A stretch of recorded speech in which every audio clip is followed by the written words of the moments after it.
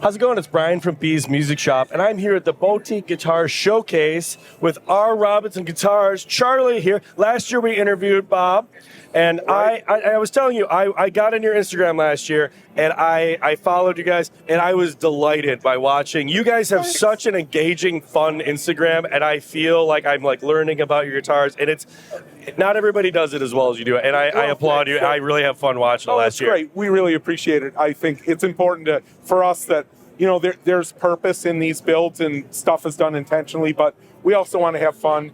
So it's sort of mixing what the build is and giving information, but also having fun with it. Yeah, it just comes across as genuine, and I enjoy it. So I actually have seen some of these guitars coming together in the Instagram. Why don't you tell me about them? I'm excited to see them.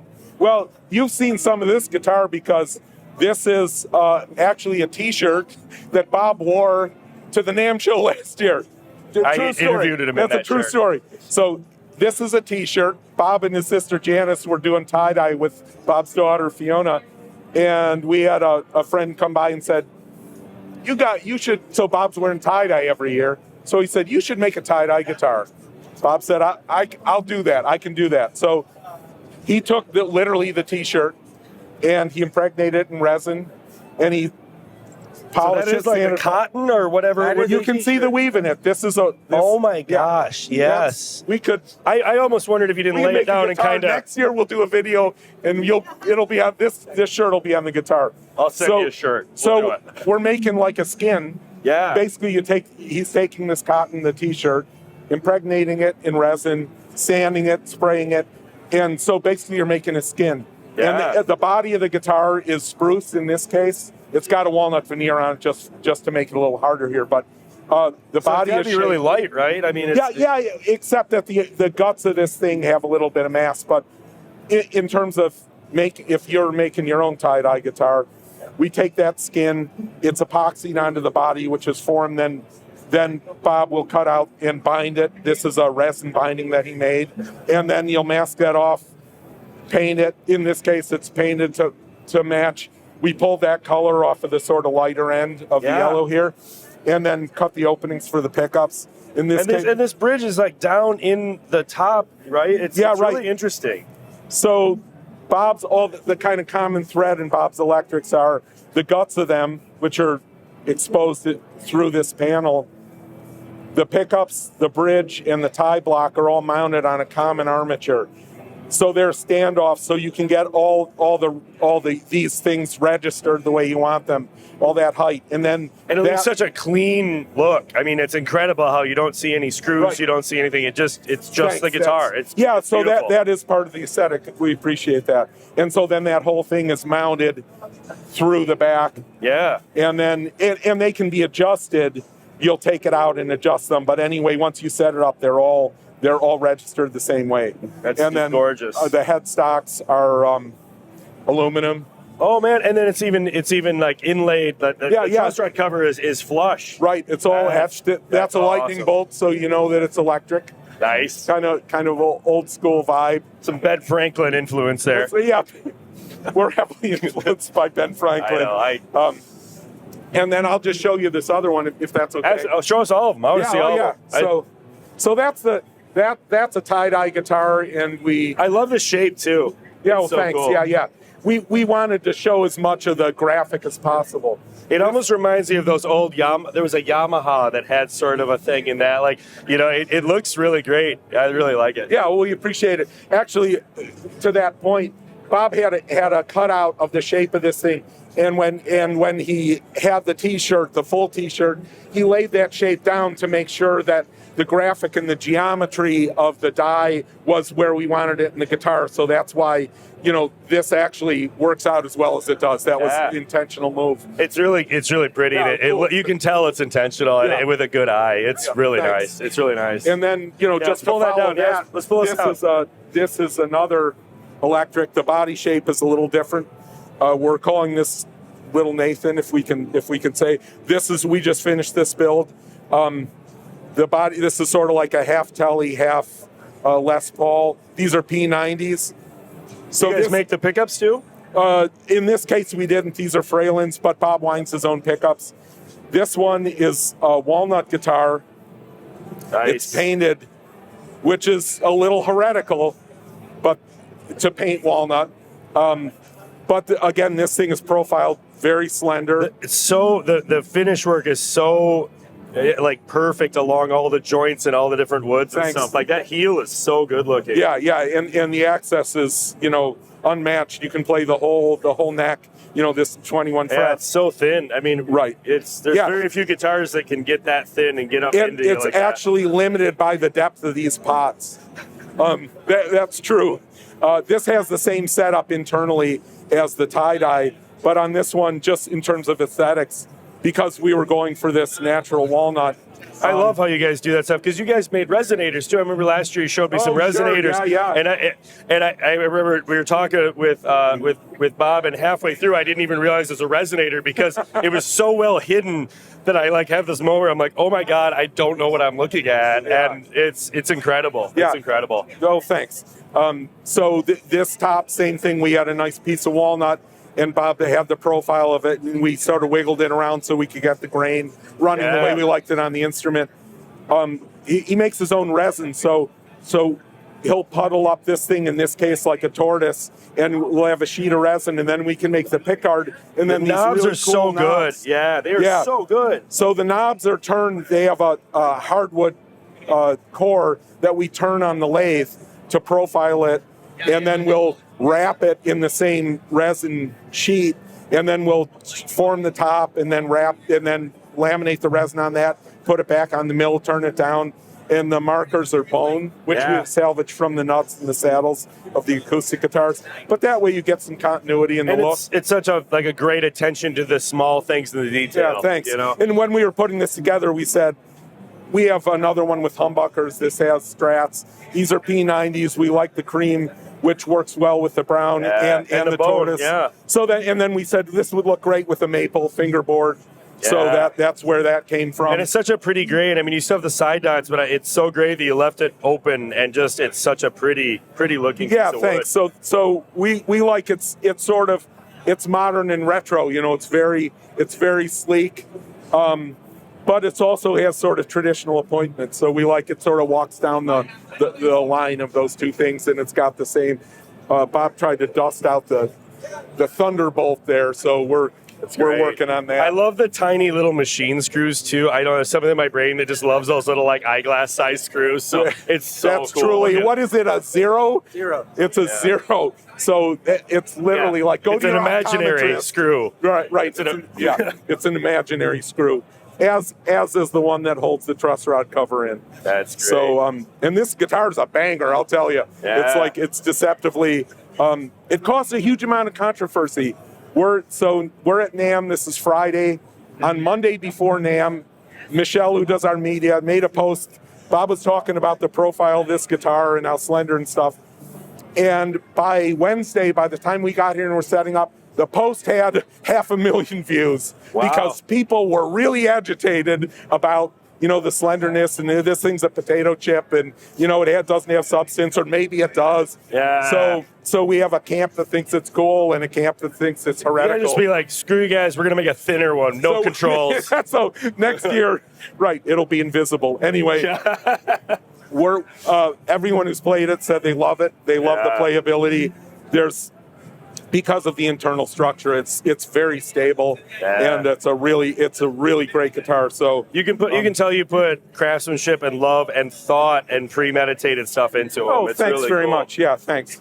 And the covers are aluminum that are sprayed with etching primer, so you get a really uniform. It's incredible how they. So these are aluminum and that's wood, right? And you finish them so well that you can't tell. Right. Yeah. Bob's brother, growing up, had a body shop, so he learned how to paint by painting cars and detailing cars, and it shows. Yeah, it shows. Yeah, it's beautiful. Can we look at some of your acoustics? The electric world. And if you've got another half an hour, we can talk quickly. Yeah, absolutely. About these. We're good. So this is a pair of guitars. This is our 14 fret model. In this case, this is mahogany, what we call genuine mahogany, Honduran mahogany, and this back is actually solid mahogany that's carved and graduated. So there's a lot of profile. It's a little hard to hear, Yeah. but there's a lot of profile in this guitar. Absolutely. And if you see on the inside, the back is unbraced. Oh, nice. So, yeah. And because it's because it's carved, it can be unbraced because it's stable. It's stiff enough to still retain its shape. But dynamically, it flexes kind of like a speaker, and you can feel that. Oh, yeah, it's like because of all the vibrating from noise in the NAMM. room, Yeah. You can feel how dynamic You can feel how awful the background noise is here. well said. In 2 days when we all realized we've been screaming at the top of our lungs.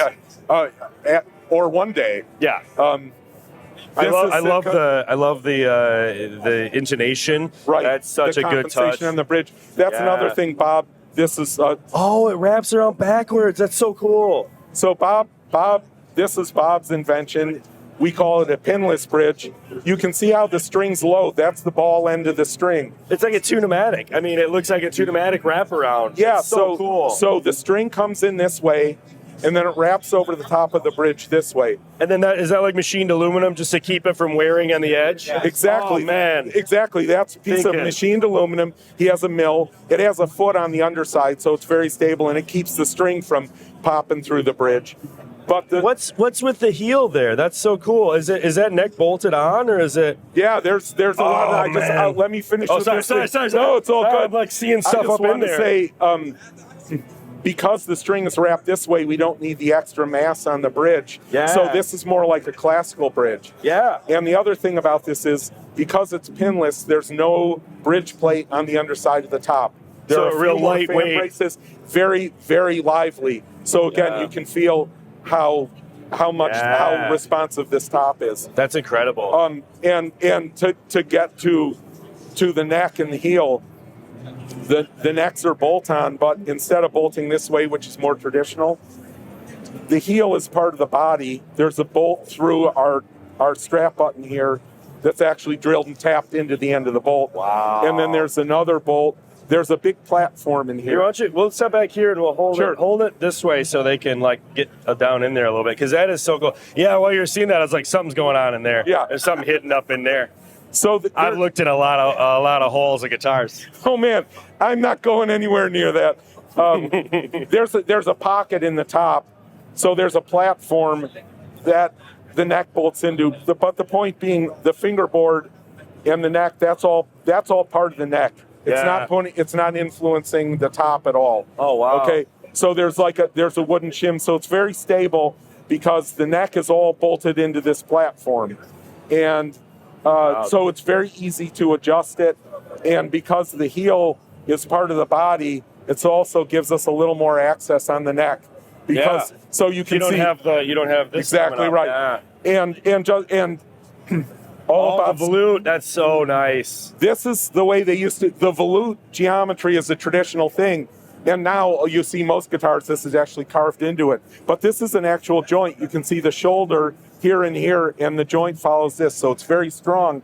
But we can harvest this part of the headstock from the neck. So this thing can start out at 7/8 or an inch of material because we don't need the heel and the headstock to be part of that big neck line. So it's a very efficient use of material, and that's where the volute traditionally It's cool how you blend so many different old ideas and then a lot of like radically new ideas. That, I mean, you can just see that you're thinking a lot. Really appreciate that. That's cool. Yeah, and then just some nice details. This binding is koa. This is holly, the cap here, but the way that's detailed is like traditional flamenco detail, and all the white stuff is holly. There's a pretty end cap. This is koa, which is a nice kind of complement. We tried to get the curlier parts of the koa, so it's coloristically it's like the mahogany, but it's just a little dressier, which we think is nice.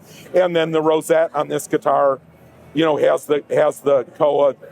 So it's the ebony guitar has a black detail. Yeah. This is the koa brown, and then the headstock has Bob's inlay. This is actually inlaid into that's holly. Wow. Bob will take this material on his mill on his milling machine. That's some detail. That's some detail inlay. He's got a turntable on the mill, and you put a 32nd of an inch flat end mill on it, and you cut it out with that. And again, I like how this is flush. It's so right. That's the truss rod cover. It's bush hammered steel by some poor guy who had to spend half an hour doing that, who looks a lot like me. And there's another. That's my contribution. Hey, you got a pat in the back for that one. I got an attaboy for that. Yeah. So it's very important to pay people in attaboys. That's right. That's all we can ever hope for. So that's our mahogany version of this. And then we have one more. And so then, wow, you guys had such cool stuff. I feel like I learned a lot about you in the last year, and I still learned like 50 more things just now. So it's really dry here. So we've had to keep these. Come to Michigan. We just had you guys are in Chicago. So you guys also, my car was frozen when we had to go to the airport. Literally wouldn't turn. Yeah, it was 5 below zero when we left for Chicago. 7. And then yesterday it was 8% humidity here in Anaheim. And so the guitars were literally drying out. You can feel the sort of grain rising. Yeah. This is the same body shape. Wow. But this is plantation grown ebony that we got from the Stuart McDonald company. And so Bob has replicated in this guitar the geometry of the arching of the carved back. So you can see in this one, there's a big ginormous center brace in here to try and recreate that long arch of the top of the back. Yeah. And such a beautiful piece of wood. It's a beautiful piece of wood.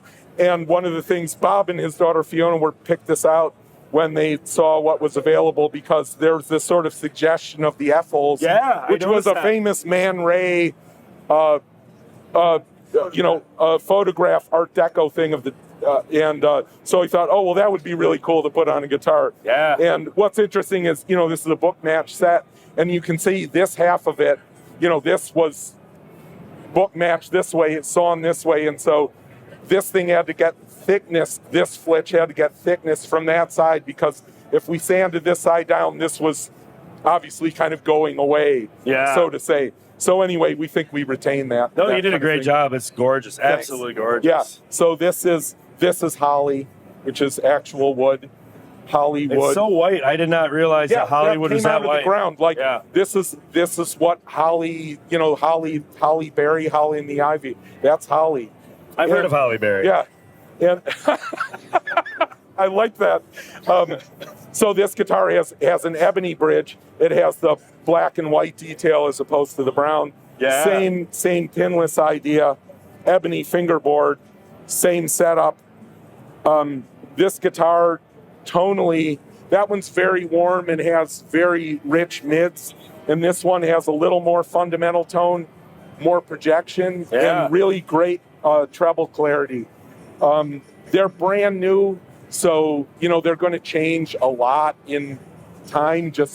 But I think it sounds wonderful. I think you guys are doing great work. It's so fun to see you guys. I mean, innovating on the guitar. But the guitar is, I wouldn't say stagnant, but we have a lot of paths we run down with guitars, and it's so cool how you've come up with so many different ways to do it that aren't, I think, different for the sake of being different. They actually have some thought behind them, and like that, I love how much that reminds me of like an old style wraparound bridge, and it yet doesn't at all. Oh. It's very much in line with everything I like, and it's very, very, very good. Oh, it's thanks. Very great. That's an awesome compliment. Yeah. Oh, thanks, man. Because I love guitars, and I love seeing people that are thinking of not just putting a guitar together for the sake of doing it. Well, that's the highest compliment we could say, because it means that it's legible. Like the thought behind it is legible to somebody who's looking at it and saying, "Oh, the thing was done with intention." That's very much, and thought and care. And like I say, I really implore anybody to check out your Instagram. It's very fun. You talk about tools. As someone who loves tools and loves wood and loves guitars, there's another rabbit hole of controversy you can go down. Is